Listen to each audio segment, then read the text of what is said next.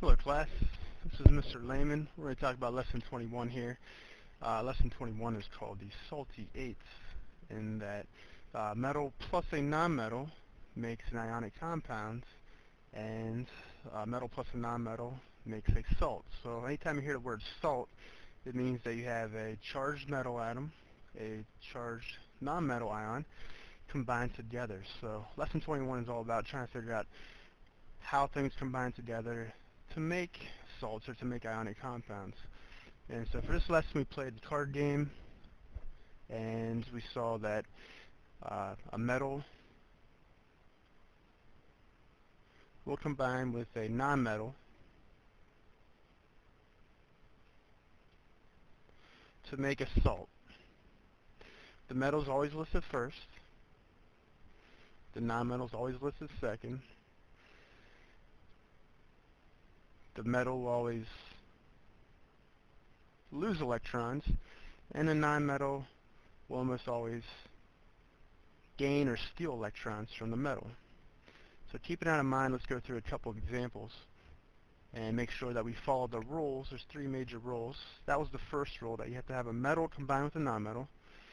The second rule is the rule of zero charge, in that whatever we form has to have a zero charge or neutral. So let's take a look at sodium and chlorine. So one of the most famous of all of our salts is table salt. So we have sodium, chlorine makes sodium chloride. So if we have sodium, sodium has one outer electron. Chlorine starts out with 7 outer electrons. Chlorine wants 8, it has 7. Sodium has 1, it wants to get rid of this one. Remember, atoms do whatever's easiest. So this electron is going to be stolen by chlorine, and when that happens, chlorine gained an extra electron, so it now has a -1 charge. Sodium lost its outermost electron, and so therefore it lost the negative, so now it has more positive protons. Now we have a charged sodium, we have a charged chlorine. These two things have opposite charges, so they're going to be attracted to one another because positives are attracted to negatives and vice versa. So they will come together to make NaCl, and because they have equal and opposite charges, a +1 cancels out a -1, and so this whole thing is neutral. If it's not neutral, if you add them together and you get a positive or a negative, then we know that we're not done yet. We need to have more than one of, at least one of the things. This is neutral, so it has, it's very happy here. Sodium, how many total electrons are there? The total number of electrons present, outer electrons, the valence electrons, must be equal to a multiple of 8. So therefore they have to add up to 8, 16, or 24. Sodium lost its 1 electron. Chlorine started out with 7, it gained 1. And so if we add up, sodium started out with 1 outer electron. Chlorine started out with 7 outer electrons. Together these two things have 8 outer electrons. So therefore it's a multiple of 8. And so this is happy.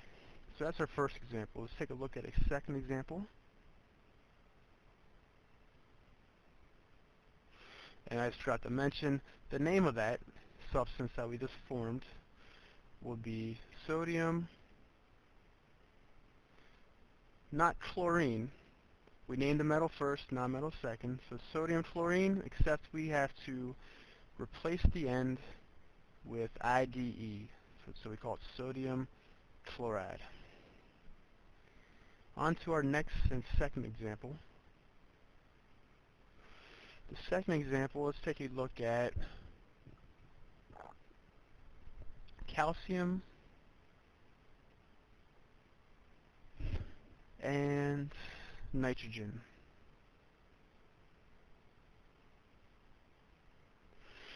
Calcium has 2 outer electrons. Nitrogen has 5 outer electrons.